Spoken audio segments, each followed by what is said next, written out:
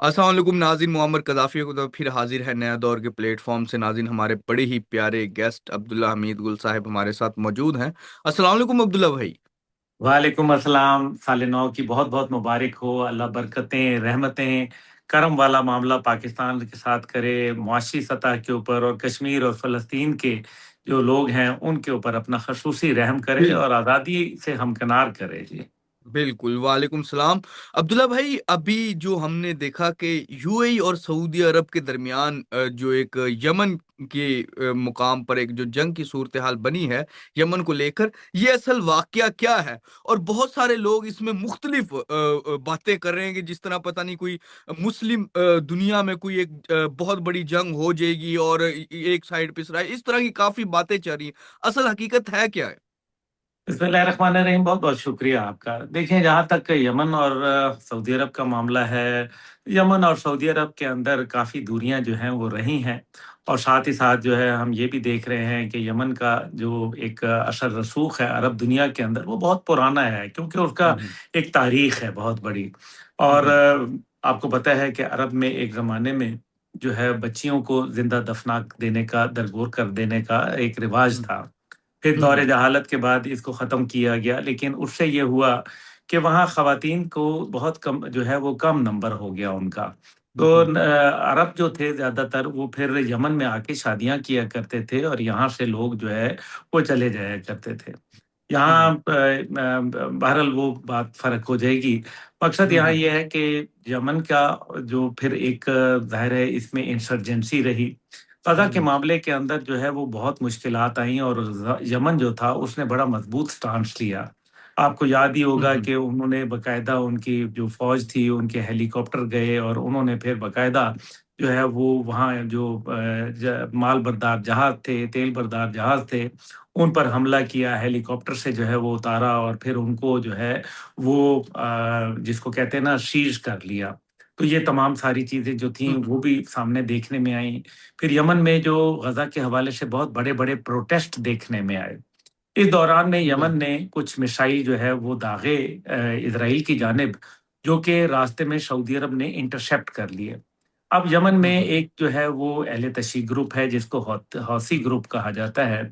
तो वो हम्म। ईरान का बैकअप है और हम्म। ईरान की तरफ से उनको कामाकाजी ड्रोन और इस किस्म की जो फैसिलिटेशन है, उसके मुतल्लिक हम्म। भी कहा जाता है कि ईरान इनको शायद देता है। बहरहाल, बिल्कुल। अब ज़ाहिर है सऊदी अरब और ईरान का आपस में मामलात जो थे वो एक ज़माने में बिल्कुल अच्छे नहीं थे। अभी कुछ अरसा कबल ही अल्हम्दुलिल्लाह ये सिफ़ारती जो दोनों ममालिक के दरमियान में ताल्लुकात हैं, ये बेहतर होना शुरू हुए। अब ये जो सिचुएशन डेवलप हुई रिसेंट, ये बैकग्राउंड देना ज़रा ज़रूरी था नाज़रीन के हम्म। लिए। देखिए, इसमें यमन के अंदर जो एक और इश्यू है, क्योंकि वो वहाँ 2 धड़े हैं। एक जो वहाँ हुकूमत है वो सऊदी अरब की मरहून मिन्नत है। सऊदी अरब उनको सपोर्ट करता है। दूसरी जानिब जो वो हुकूमत है वो लड़ रही है हौसियों से। और हौसियों हम्म। से लड़ना जो है वो इतना आसान नहीं है, क्योंकि ये गुरिल्ला जंग है और यमन के पास इतने वसाइल, इतने जो इक्विपमेंट है वो नहीं है। ऐसी सूरत में जो यूएई था, यूनाइटेड अरब एमिरेट्स, ये जो है हम्म। इसने भी वहाँ कुछ फ़ोर्सेस भेजे और मकाला के मुकाम पर जो कि उनका एक हम्म। पोर्ट है, उसके ऊपर जब इन्होंने भेजा तो 2 जहाज़ जो थे, उनका ये कहना है कि 2 जहाज़ों के अंदर असला जो था वो हम्म। मौजूद था, जो कि उनके मुखालफों के हाथ में चढ़ गया। और इस बुनियाद के ऊपर जो वहाँ सऊदी बैक्ड हुकूमत है यमन की, उसने फिर जो यूएई की जो फ़ोर्सेस थीं, उनको हम्म। 24 घंटे के अंदर वो इलाका खाली करने का, यमन खाली करने का हुक्म दे दिया। दूसरी जानिब जो है वो ज़ाहिर है यूएई का भी अपना एक स्टांस मौजूद है। लेकिन इस सब के बावजूद वो कहते हैं कि जी हमारे 2 जहाज़ जो थे उनको लूट लिया गया और उनके हवाले से जो उनके जो ट्रैकर थे ऊपर लगे हुए उनको उतार लिया गया और इस तरीके से जो उनको जो है निशाना बनाया गया। अब हम्म। एक तरफ जो है यूएई के ऊपर ये बात भी आ रही है कि जी जो अल-फाशिर के अंदर, जो सूडान के अंदर जगह है, आपको पता है वहाँ भी एक नस्ली फसादात जो है वो और बहुत हम्म। ही तख़रीबकारी वहाँ हो रही है। तो वहाँ भी हम्म। यूएई जो है वो उसके ऊपर बहुत सारे इल्ज़ामात इस से साइड से लग रहे हैं। इसमें कोई शक व शुबा नहीं है कि इस सब के अंदर जो है वो कहीं न कहीं وہ جب مسلمان آپس میں لڑیں گے تو نتیجہ ہوں جو ہے دشمن اس کا فائدہ اٹھائے گا. اس کا فائدہ براہ ہوں راست تو شاید نہیں، لیکن کم از کم میرے خیال میں انڈائریکٹلی جو فائدہ ہے وہ اسٹیٹ آف اسرائیل کو اس لیے ہوگا کہ مسلمان اپنی توانائیاں جو ہیں وہ صرف کر بالکل لیں گے. اس سے پہلے بالکل. بھی آپ کو یاد ہوگا کہ جنرل راحیل شریف صاحب کا دور حکومت تھا اور وہ آرمی چیف تھے اس ٹائم پہ. تو ان کے زمانے میں بھی فوج یمن بھجوانے کی بات کی گئی تھی سعودی عرب کی جانب سے، اور میری اطلاعات یہ ہے کہ اس ٹائم پہ تقریباً ہم نے 27 بٹالین جو تھی فوج وہ بھجوانے کا فیصلہ کر لیا تھا، جس میں آرمی ایوییشن بھی شامل تھی. لیکن پھر یہ کہا گیا غالباً کہ صرف جو ہے ایک خاص مسلک کی فوج کو جو ہے وہاں بھجوایا جائے. یہ بات جو ہوں تھی وہ میرے خیال میں راحیل شریف صاحب کے لیے بہت مشکل تھی، کیونکہ پاکستان فوج کی جو تخلیق ہے اور جو اس کا ایک سسٹم ہے اس کے اندر ہوں کوئی مذہب کی، قومیت کی، رنگ نسل کی ہوں اور کسی اور چیز کی وہ تفریق نہیں کی جاتی.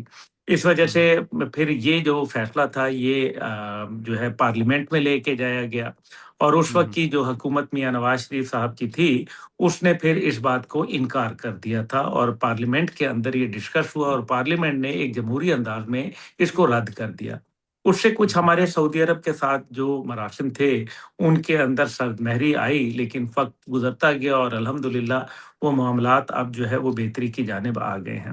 اب جو ہوں اس یمن کے اندر یہ صورتحال ہے، پھر انہوں نے یہ کہا کہ 72 گھنٹے کے اندر جو تمام ان کے جو سمندری حدود ہیں، ان کی فضائی حدود ہیں اور زمینی حدود ہیں، ان سب کے لیے انہوں نے نو ٹائم جاری کر دیا ہے. یعنی کہ سارا جو جس کو آپ کہتے ہیں کہ یہ فضائی بندی اور زمین بندی اور اسی ہوں طریقے سے سمندر بندی جو ہے وہ انہوں نے کر دی. یہ ہے اس سارے معاملے کے اوپر. اس کے لیے جناب شہباز شریف صاحب جو ہے پاکستان میں، کیونکہ یو اے ای کے پریزیڈنٹ جو ہیں محمد بن زید ال نہیان صاحب جو ہے وہ تشریف لائے میں ہیں اپنے رحیم یار ہوں خان. تو وہ وہاں گئے، انہوں نے پہلے جو ہے وہ شادی اٹینڈ کی آرمی چیف صاحب کی صاحبزادی کی، اور وہ شادی اٹینڈ کرنے کے بعد 4-5 گھنٹے کے بعد وہ رحیم یار خان تشریف لے گئے. اور وہاں وہ ہر سال آتے ہیں، شکار وغیرہ ہوتا ہے ان کا، ان کے اپنا وہاں بڑا ویلفیئر کا بھی کام کرتے ہیں، اس میں کوئی شک و شبہ نہیں ہے. تو شہباز شریف صاحب وہاں ایک مصالحت کے حوالے سے گئے. پھر نواف الملکی جو ہمارے سعودی عرب کے سفیر ہیں پاکستان میں، ان کو بھی وزیر اعظم سے ملاقات ہوئی، جس کے اندر جو ہے وہ باقاعدہ نائب وزیر اعظم ہیں اشاق ڈار، جو وزیر خارجہ ہیں وہ بھی بیٹھے تھے. جو وہاں آمنہ صاحبہ جو ہماری سیکرٹری وزارت خارجہ ہیں وہ بھی بیٹھی تھیں. طارق فاطمی صاحب جو تھے وہ بھی بیٹھے تھے. یعنی کہ پاکستان یہ کوشش کر رہا ہے کہ دونوں ممالک کے مابین جو ہے وہ اچھے تعلقات پیدا ہو سکیں. لیکن سعودی عرب جو ہے کیونکہ ہوں اس کے ساتھ پاکستان کا ایک دفاعی اور اسٹریٹجک شراکت داری کا معاہدہ ہوا ہے، تو ظاہر ہے ہوں یہ چیز جو ہے وہ ان کو تھوڑا سا، وہ سعودی عرب یہ کہتا ہے کہ پاکستان کا گھٹنا جو ہے وہ ہماری طرف زیادہ جھکنا چاہیے. دوسری جانب یو اے ای ہے جس کے اندر ہوں تقریباً 20 لاکھ سے زیادہ پاکستانی جو ہے وہ آباد ہیں، اور ایک بہت خطیر رقم جو ہے وہ ایکسپیٹس جو ہے وہ پاکستان ہر سال جو ہے ریونیو کی شکل میں بھجواتے ہیں، جس کا تخمینہ اس سال کے اندر تقریباً کوئی 1200 ارب جو ہے وہ وہاں سے آنے کا ہے. تو یہ ساری چیزیں جو ہیں ہمارے لیے ایک مشکل ضرور ہے، لیکن میرے خیال میں اس ٹائم پہ پاکستان کی جو کاوشیں ہیں وہ یہی ہیں کہ دو بھائیوں کے درمیان میں کوئی اگر مس انڈرسٹینڈنگ، بلکہ تین بھائیوں میں کوئی مس انڈرسٹینڈنگ ہے تو اس کو ہوں کسی صورت ختم کر لیا جائے. کیونکہ یہ جو یمن کا کانفلکٹ ہے، ماضی کی تاریخ کے پنوں میں جا کے دیکھا جائے تو یمن کا کانفلکٹ جو ہے وہ ہمیشہ جو ہے وہ بڑھ جاتا ہے اور پھر یہ پھیل جایا کرتا ہے. اور اگر یہ خطے میں پھیل گیا تو اس کا نرا فائدہ جو ہے وہ ریاست اسرائیل کو ہوگا، کسی اور کو نہیں ہوگا. بالکل بالکل. اچھا عبداللہ بھائی، 2026 آگے آپ نے مبارکباد بھی دی، اور 2026 میں سننے میں آ رہا ہے بہت ساری پیشن گوئیاں اور مختلف طرح کے ڈیٹا اور ان تمام چیزوں سے جو نتیجہ نکل رہا ہے کہ یہ کہا جا رہا ہے کہ 2026 جنگوں کا سال ہوگا. اس سال میں جنگیں ہوں گی، چاہے وہ مڈل ایسٹ میں ہو، چاہے ایشیا میں ہو، چاہے وہ کہیں بھی ہو، تو یہ جنگوں کا سال بتایا جا رہا ہے. اس سب میں پاکستان، انڈیا، افغانستان اور یہ اوور آل خطہ کہاں پہ ہوگا؟ اور انڈیا سے کیا پاکستان کی جنگ ہوگی؟ اور اگر ہوگی تو اس کا کیا نتیجہ ہوگا اوور آل؟ میں آپ سے جاننا چاہتا ہوں آپ کا انالیسس کیا ہے اس سب پہ.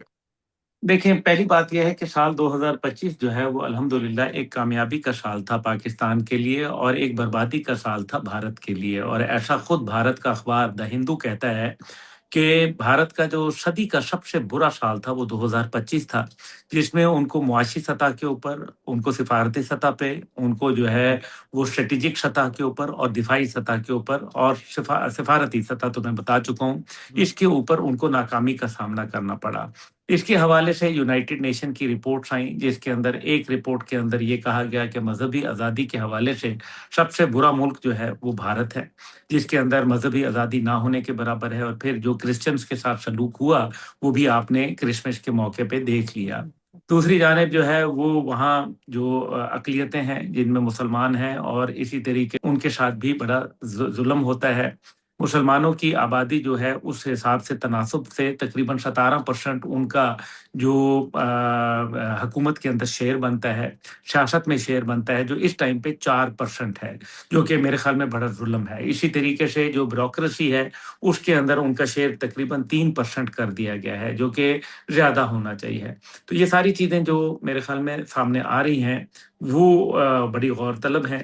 تو گزارش اس کے اندر یہ ہے کہ یہ ساری چیزیں جو ہیں وہ اپنی جگہ، لیکن اصل بات یہ ہے کہ آپ نے جیسے فرمایا کہ 2026 جو ہے وہ کیا جنگوں کا سال ہوگا، تو لگتا یہ ہے کہ جو یوکرین اور روس کے درمیان میں معاملات چل رہے ہیں، اور جس طریقے سے صدر پوٹن کے گھر کو نشانہ بنایا گیا ہے، اور جس طریقے سے باقاعدہ ان کے جو ڈرونز کو مارا جا رہا ہے، ان کی ایئر فورس کو جو ہے وہ نشانہ بنایا جا رہا ہے، ان کے ٹارگٹس کو جو ہے، جو کہ میرے خیال میں وہاں جو اسٹینڈنگ ٹارگٹس ہیں ان کو نشانہ بنایا جا رہا ہے، تو روس ایک ابھرتی ہوئی ایک سپر پاور ہے، بلکہ ایک طاقت اپنے آپ کو ڈکلیئر کر چکی ہے۔ ایسے ٹائم کے اندر روس کے ساتھ اس قسم کے معاملات جو ہیں، جس پہ خاص طور پہ صدر ڈونلڈ ٹرمپ جو ہے وہ بھی ان کو جو ہے وہ روس کے سائڈ کے اوپر کھڑے ہوئے نظر آتے ہیں الاسکا کانفرنس کے بعد سے۔ اب مسئلہ یہاں یہ ہے کہ جو ولیڈیمیر زیلنسکی ہیں، جو کہ یوکرین کے صدر ہیں، وہ آپ کو پتہ ہے یہودی ان پہ خاص طور پہ مہربان ہے، اور لگتا یہ ہے کہ اسرائیل جو ہے وہ چاہتا ہے کہ یہ کانفلکٹ جو ہے یہ بڑھ جائے، کیونکہ ان کا روسیوں کے ساتھ ویسے بھی پرانی مخاصمت ہے، اور تاریخی طور کے اوپر آپ کو پتہ ہی ہے، اس لیے وہ ایک یہاں بھی ایک مسئلہ ہے۔ پھر جو عرب دنیا کے اندر کانفلکٹ ہے اسرائیل کے حوالے سے، وہ تو اپنی جگہ جاری و ساری ہے۔ تیسری جانب پاکستان اور بھارت ہے، جس کے اندر پاکستان کے اوپر حملہ تو بھارت نے اسی لیے کیا تھا تاکہ وہ اپنی ہیجمونی کا جو ہے وہ قائم کرا سکے، لیکن وقت گزرتا گیا اور پھر یہ اندازہ ہوا کہ پاکستان جو ہے وہ خالہ جی کا گھر نہیں ہے، پاکستان آسان ملک نہیں ہے۔ اس وجہ سے انہوں نے جو ہے اب پہلے نومبر کا پروگرام بنایا تھا کہ وہ نومبر کے اندر جو ہے حملہ کریں گے، وہ تیاری میں تھے، لیکن پھر اس کے بعد امریکہ کی جانب سے ان کو کوئی خاص جو ڈپلومیٹک سپورٹ تھی وہ نہیں ملی، بلکہ پاکستان کو بہت پذیرائی دی گئی اور بھارت کو آڑے ہاتھوں لیا گیا، جس کے اوپر یہ فی الحال جو معاملات ہیں یہ ترک کر دیے گئے ہیں۔ اب اس میں جو اہم بات ہے وہ قذافی بھائی، وہ اہم یہ بات ہے کہ پاکستان کی جو تعریفیں کی جا رہی ہیں ان کے پیچھے کوئی نہ کوئی وجوہات ہیں، اور ظاہر ہے پاکستان سے وہ کچھ چاہیں گے۔ ایک تو وہ چاہیں گے کہ چائنا کے ساتھ ہم ایک ایسی پالیسی اختیار کر لیں جس کے اندر ہم ٹو مچ جو چائنا کے اوپر انحصار ہے وہ نہ کریں، جو کہ میرے خیال میں پاکستان کے لیے ناممکن ہوگا۔ تو ہوں دوسری جانب جو ہے ہم کیونکہ بہت ریلیشن شپ ہمارے اسٹرانگ ہو چکے ہیں اور ہم آئرن بردرز میں چلے گئے ہیں۔ دوسری بات یہ ہے کہ امریکہ کی دوستی میں ہمارا جو تجربہ ہے وہ تلخ اور شیرین دونوں ہے، کبھی جو ہے وہ نرم ہوتا ہے اور کبھی گرم ہو جاتا ہے۔ تو امریکہ کو جب ہماری اسٹریٹجی کی ضرورت پڑتی ہے وہ ہمارے ساتھ کھڑا ہو جاتا ہے وقتی طور ہوں پر، لیکن جب وہ تبدیل ہوتی ہے اسٹریٹجی تو وہ بالکل جس کو کہتے ہیں نا کہ وہ اپنا منہ رس کے اس طرف کر لیتا ہے، اور پھر بالکل وہ تو کون اور میں خامخواہ والی بات ہو جاتی ہے۔ بالکل بالکل اس لیے یہ جو اب وہ ہم سے دوسرا مشرق وسطیٰ میں چاہتے ہیں کہ اسرائیل کے ساتھ ہم ایک سفارتی تعلقات جو ہے اگر نہ بھی قائم کریں تو ایک ورکنگ ریلیشن شپ قائم کریں، اور ساتھ ہی ساتھ ہم اپنی فورسز کو جو ہے وہ وہاں بھیجوائیں، یا پھر یونائٹڈ نیشن کی چھتر چھایا کے اندر پاکستان آ جائے۔ اسی کے ساتھ جو امریکہ، پاکستان، غزہ، فلسطین، یہ تمام معاملات پر انہوں نے بڑی زبردست اپنے انالیسز دیے ہیں، اور امید ہے آپ سب کو پسند آیا ہوگا یہ شو۔ فی الحال کے لیے ناظرین، نیا دور سے معمر قذافی کو اور عبداللہ حمید گل کو اجازت دیجیے۔ خدا حافظ۔